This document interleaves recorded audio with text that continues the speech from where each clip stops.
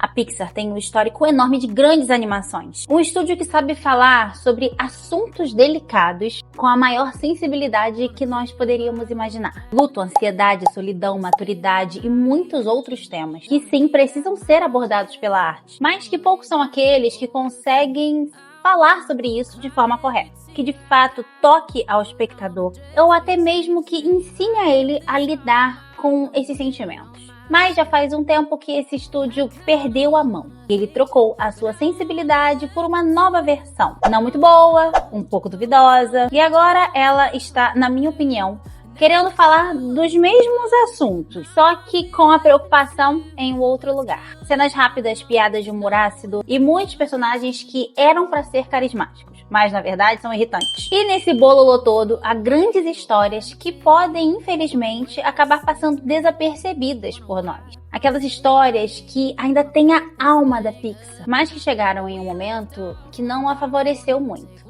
E hoje nós vamos analisar a animação Dois Irmãos e vamos responder a pergunta do dia. É uma animação injustiçada ou de fato esquecível? Oi pessoal, eu sou a Darlene, sejam muito bem-vindos aqui no canal. Quando a animação Dois Irmãos, Uma Jornada Fantástica, chegou nos cinemas em março de 2020, o mundo parou. Literalmente. O time foi o pior possível. Estreou bem no epicentro do fechamento de tudo por causa da pandemia. Salas vazias, distribuição atropelada pelos streamings que estavam nascendo ainda naquele período, e um filme que prometia elfos, dragões e magia acabou virando mais um título perdido no catálogo. Mas com o passar dos anos, nós ainda nos fazemos essa pergunta. Dois Irmãos é uma animação que merecia mais reconhecimento ou ela não vale a revisita? Se você olhar para os favoritos da galera, provavelmente essa animação aqui não vai estar em nenhuma lista. Eu mesma, sendo honesta aqui, não coloco essa daqui no topo das minhas queridinhas Pixar. Não, com certeza não. Gosto pessoal tem as suas preferências inegociáveis, mas há uma distância enorme entre um filme não ser o seu preferido da vida e fechar os olhos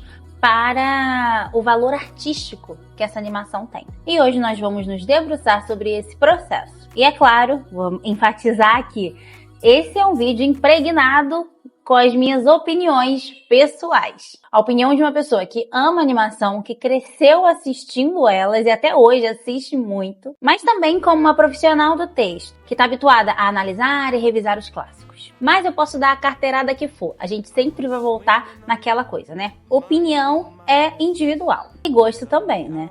Na minha opinião, essa animação é sim injustiçada. E eu tô aqui para provar o porquê disso. Para entender por que Dois Irmãos foi tão mal recebido, a gente precisa olhar a forma com que ele foi apresentado para o público. O grande calcanhar de Aquiles dessa história aqui é, na verdade, o seu marketing. Sempre ele. A premissa que para muitos pode parecer excessivamente comercial, para mim, na verdade, é genial. Pegue um universo de alta fantasia, unicórnios, gnomos, fadas, elfos, jogue todos eles na modernidade suburbana, troque cajados por smartphones, espadas por trânsitos em horário de pico e tire a magia. O mundo evoluiu e a tecnologia aqui substituiu o encanto. E agora os elfos adolescentes jogam videogame e moram em casas geminadas. Mas será que isso realmente não é uma abordagem interessante? A gente não viu a mesma coisa sendo falada em Toy Story 5? E Toy Story 5 foi aclamado. Não por ser uma história que todo mundo queria assistir, porque não era. Não porque estávamos com saudade dos personagens, porque não estávamos. Mas sim porque ele quis abordar esse tema do relacionamento do ser humano com a tecnologia. A tecnologia, ela é uma realidade. E é uma realidade que grita nessas novas gerações. E uma animação tratar disso de forma diferente, como foi tratada em Dois Irmãos, é, na verdade, para mim, brilhante. A magia aqui nessa animação, ela tem até uma profundidade maior, assim, na interpretação, sabe? Porque ela meio que significa quem nós somos de verdade. Nossa personalidade, nossos gostos, nossos prazeres. E tudo isso é, de fato, sufocado pelas telas. Mas eu entendo também o outro lado. Para quem esperava um épico mágico no estilo clássico da Disney, ou um conto de fadas grandioso da Pixar, ver unicórnios fuçando latas de lixo como guaxinins pode ter parecido uma piada de uma nota só. Muita gente assistiu assistiu achando que ia encontrar uma aventura genérica de RPG, com piadinhas fáceis e uma jornada magnífica para as crianças. E esse foi o erro de quem descartou esse filme. Aqui a fantasia urbana não é o ponto central da história. Ela é apenas uma metáfora estrutural. A magia não sumiu porque o progresso chegou. A magia sumiu porque os habitantes decidiram que era mais fácil viver no piloto automático do que lidar com algo que te peça um esforço. Não só o esforço, mas também o risco e a dor que a verdadeira conexão exige. O estúdio vendeu uma comédia de sessão da tarde sobre criaturas mágicas. Mas o que o roteiro entregou nos 45 minutos do segundo ato foi um estudo, para mim profundo, sobre o luto não elaborado. E o público adulto, que costumava adorar esse nível de profundidade nas histórias, acabou passando reto, porque comprou a ideia dessa narrativa mais superficial, dessa história mais leve.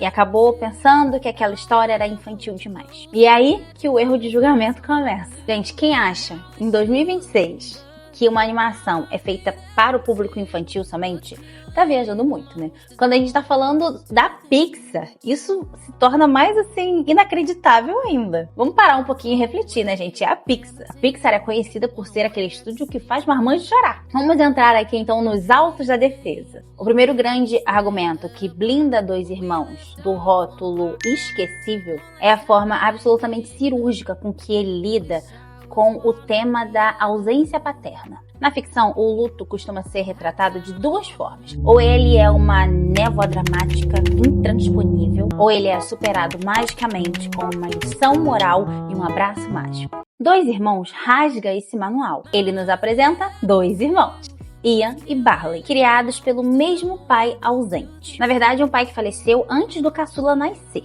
mas que processam essa ausência de forma completamente diferente. Vamos começar pelo Ian, que originalmente foi interpretado por Tom Holland. O Ian é o retrato vivo da ansiedade paralisante gerada pela ausência. Ele é aquele jovem que carrega uma lista mental de tudo aquilo que eu faria se meu pai estivesse aqui. Como ele nunca conheceu seu pai, ele projeta nessa figura algo idealizado, endeusado. Para Ian, o pai é a resposta para todas as suas inseguranças sociais, para a sua falta de coragem, para o seu medo do mundo. O luto do Ian aqui se transforma no e se?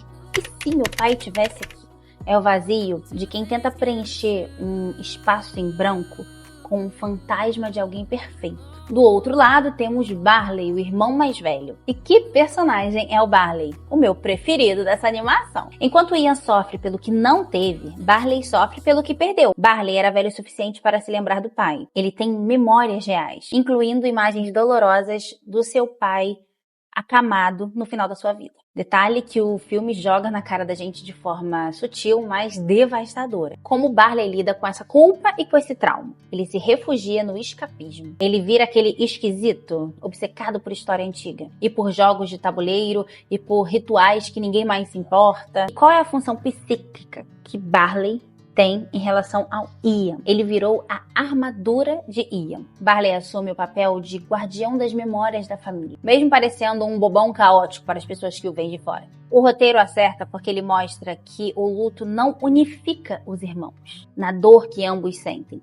mas na verdade ele cria barreiras entre eles. O Ian tem vergonha do excesso do seu irmão e Barley tenta manter vivo, desesperadamente vivo, aquele passado que o Ian sequer conheceu. É uma dinâmica dolorosa, mas o golpe de mestre do roteiro, o argumento definitivo que quebra qualquer acusação de que é uma história genérica, acontece no seu clímax. A premissa mágica do filme é que os dois irmãos encontram um cajado e uma feitiçaria que pode trazer o pai deles de volta por 24 horas. O problema é que o feitiço dá errado no meio do caminho, e eles passam o filme inteiro correndo contra o tempo com apenas as pernas do pai materializado, tentando completar o ritual antes que o sol se ponha. Até os minutos finais, nós, espectadores, somos levados a acreditar que o objetivo final da jornada é aquele desfecho clássico de Hollywood. Os irmãos chegam ao seu destino, a feitiçaria dá certo, o pai se materializa e Ian ganha o seu tão esperado abraço. porque é isso que o herói quer. Mas aí entra a genialidade madura desse roteiro, algo que eu não estava esperando. No momento final, Ian percebe que está presa em uma armadilha mecânica e que só um deles, ele ou Barley, podem atravessar a barreira e encontrar seu pai, enquanto o outro precisa ficar para trás para aguentar as pontas. Ian olha para trás e percebe o óbvio que ele não enxergou durante toda a sua história. O pai que ele tanto desejava já estava na sua vida. Barley, seu irmão, abdicou de tudo. Barley esteve lá em cada momento de vulnerabilidade, bancando o irmão mais velho irritante, sustentando a barra financeira e emocional da família, agindo na prática como uma figura ali de pai substituto. E Ian acaba fazendo a escolha mais madura e dolorosa possível. Ele abre mão de conhecer o seu próprio pai. Ele desiste da chance de ver o rosto da pessoa que ele idealizou a sua vida inteira. Para Barley, que carregava a culpa de não ter conseguido salvar seu pai na infância, essa foi uma chance de ouro para poder se despedir direito de seu pai. Pensem na força disso, gente, como isso não é emocionante. Quantas animações ousam fazer isso com o espectador? De não fazer o seu personagem recuperar o tempo perdido, mas de honrar, amar e perdoar quem ficou com ele em todos os momentos. Isso não é um clímax infantil. Então, voltando aqui à nossa pergunta inicial. Dois Irmãos é esquecível ou injustiçado? Se formos julgar pelos números de bilheteria, pelo timing desastroso da pandemia e pela falta de apelo comercial imediato, ele foi soterrado. Mas a história do cinema é repleta de injustiças. Como eu já disse lá no começo, ele não mora no topo das minhas animações preferidas. Não é um filme que eu assisto toda vez que eu quero ali um comfort movie, né? Mas a maturidade nos obriga a separar o gosto subjetivo da excelência, da qualidade de uma produção. E quando a gente olha para a estrutura dos personagens, também para a crueza da representação do luto aqui nessa história, e também para aquela subversão maravilhosa do clímax ali no terceiro ato, o veredito é unânime. Dois Irmãos pecou no marketing, acabou dando um azar danado no calendário, mas sua alma artística é gigante. Ele foi sumariamente ignorado pelo grande público quando merecia uma ovação de pé. No corte das animações reflexivas e adultas, a nossa sentença é dada. Ele é inegavelmente injustiçado. Se você já assistiu a essa animação e torceu o nariz lá atrás, revisita ela. Com esse olhar mais atento. E se você nunca assistiu, dê essa chance. É uma grande produção Pixar que com certeza vai mexer com você. Espero que vocês tenham gostado desse vídeo. Eu já fiz algumas outras análises de algumas animações que não foram tão bem. Já fiz isso com o Luca. Recentemente eu fiz com o Irmão Urso também, tentando entender ali o flop dessa animação. E vou deixar aqui essas duas indicações de vídeos para vocês assistirem quando acabar esse daqui. Se inscreva se você é novo por aqui. Deixe seu like se você gostou do vídeo. Vejo vocês nos próximos. Um beijo e tchau, tchau! Wanna stay home, not even drink. Wanna get out of my own head. Wanna lay down, overthink. I wanna cry every tear I got. Put on a dress, be a stranger's dream. Lock up this heart of mine, wanna wear it on my sleeve.